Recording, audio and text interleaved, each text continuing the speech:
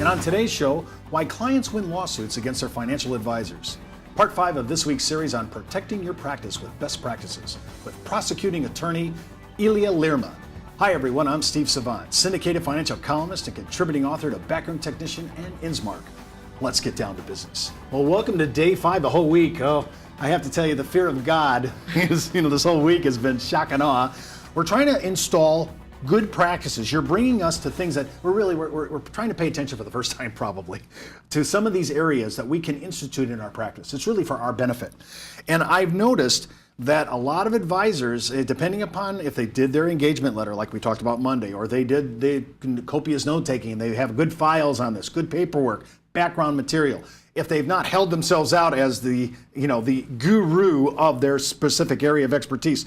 We have talked about all this week, so if you missed any of this, just hop out to our site and watch the shows. But today we're talking about this whole area of why we lose. We just lose, and a lot of times it's stuff that could have been prevented. Oh, absolutely. Every time you were talking about some of the cases when we having our first contact luncheon, I was listening to you. I'm like, oh, that could have been fixed. So when we walk by, why don't advisors respond to clients' concerns when they call? They feel like they've messed up, the client's unhappy, and they don't call back. Why is that such a tragedy? Why are we making that mistake? Well, it's a tragedy because most of the time a client is going to respond very well to someone who owns a mistake.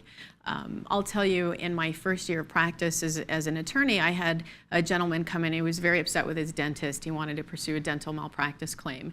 And when we sat down to actually talk about the case, what I learned was that he was mostly upset because he hadn't had an opportunity to really talk to his dentist and really voice his opinions about some of the work that had been done. And as it turned out, I recommended to him that he go back to his doctor. He felt comfortable. No real irreparable damage had occurred. And so he was able to talk through a lot of his disappointment and frustration. And that's universal. The big claims against any type of professional, whether they're attorneys, whether they're physicians, whether they're financial or insurance professionals, is really that client communication. So many people feel like they aren't being heard.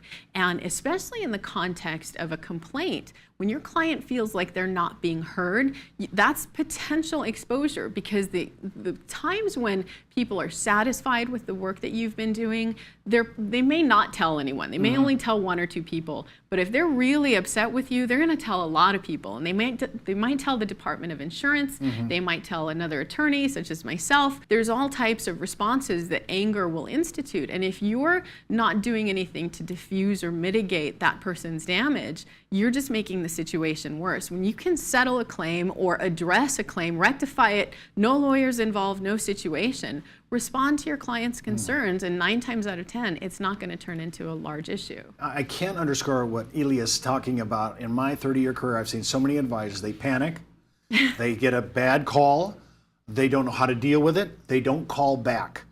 The client punts, feels like they're not being heard, they go right to an attorney. Or, think about it, in today's world, they go right to Twitter, Facebook, and LinkedIn. That's and right. Oh my gosh, it gets bad. Now, I also want to ask you about this. I've noticed that, I say, well, I'm in trouble. My client said they didn't know about this. I said, well, no, you signed the application, you signed the illustration, you have your signature on this, and that, many times I've noticed, client signatures on official docs does not absolve the advisor. Absolutely. Talk about that, because I'm looking at a couple cases right now where the advisor made the signature. The client said in this specific case that they knew it was a modified endowment contract. It would be a taxable event. The attorney said to the agent during arbitration, it didn't go to court, arbitration said, tell me what a modified endowment contract is. He couldn't. He said, if you can't tell me what it is, then how can I expect your client to know what it is? And the whole case was reversed. And we're doing this all day long where we think, well, I got a signature on this disclosure in this disclaimer form, I'm golden. And it's not true. It's absolutely not true. And again, that takes us back to what we said in the earlier show about being an order taker. If you're just shoving forms across the table at your client and saying, sign here, sign here, they can do that. And that may be one level of immunization you might have in a lawsuit.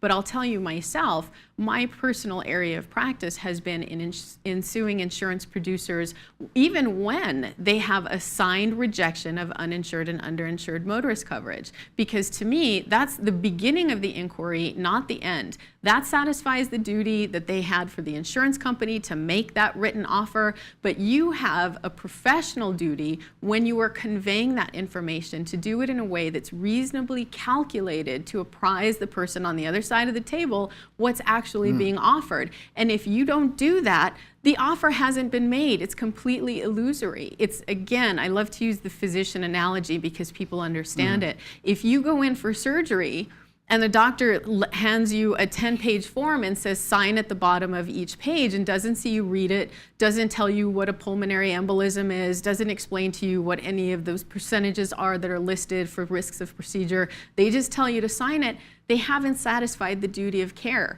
Their duty is to make sure that it is an informed consent. And so you have to actually go through the steps as the professional. That's why you get paid, because you are more than just a few clicks on a computer screen. You are the professional holding yourself out with certain expertise. And if you're not making those professional recommendations, you deserve to get sued. I'm just trying to think of the thousands of agents that are watching this show right now thinking, I do not go through my application. I don't go through those disclaimers to talk about this. That's a big issue, but we need to clean that up. When we come back from the break, I want to continue this whole idea because that just scared me, actually. I just thought to myself, oh my gosh, I have people saying sign here all the time. We come back from the break, we're going to talk about this and really explore why we get sued over little things like this right after the break. Back in the day, life insurance professionals were called field underwriters. Then, carriers trained their field force in the basics of life insurance underwriting. Today, the insurance industry doesn't educate the agent population as they once did. But now you can have the Informed Risk Guide at your fingertips so you can illustrate a reasonable rate class for your life insurance prospects. Just request your copy of the Informed Risk Guide at downtobusiness.ashbrokerage.com. It's free from Ash Brokerage, the practice enhancement company. Well, welcome back to the second segment, Elia. I'm telling you, I'm still trying to recover after the end of the first segment. I'm trying to think of everybody, and I'm going to go with the one I just brought up earlier in that segment on modified endowment contracts. I'm thinking, how many guys know the nuance of those caveats and the disclosure forms in that 2 or 3 page that we have on every proposal and illustration? And if we ever got in front of an arbitration or in court, we could never explain what we just said.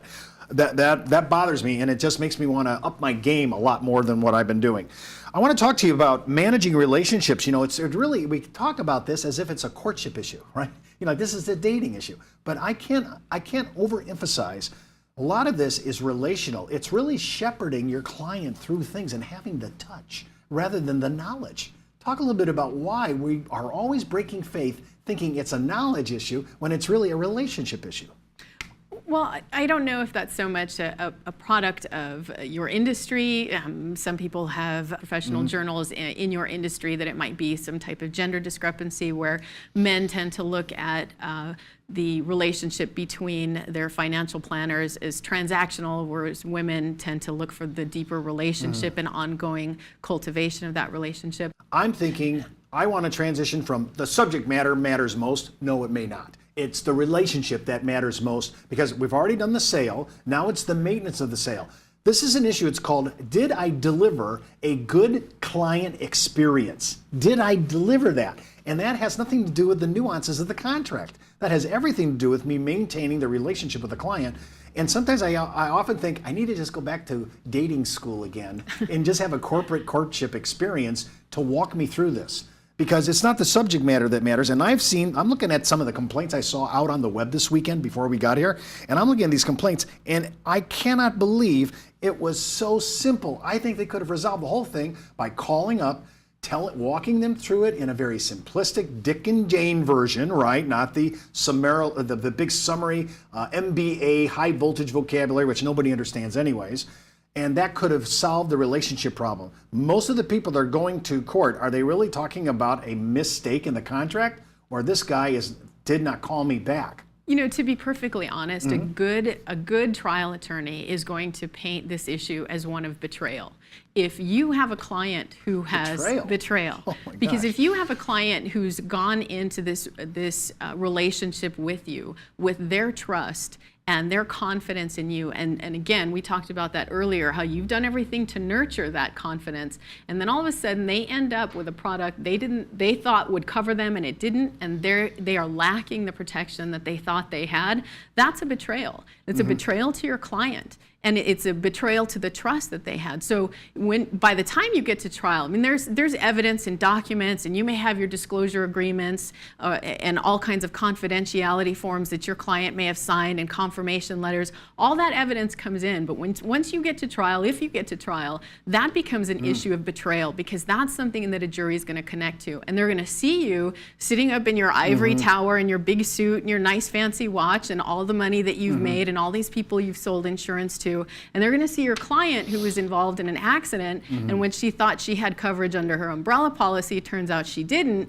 That's going to look bad on you. And so you've ultimately sold your client out so that you can have the financial security, and you did it at her expense. And that's how a good attorney is going to portray that.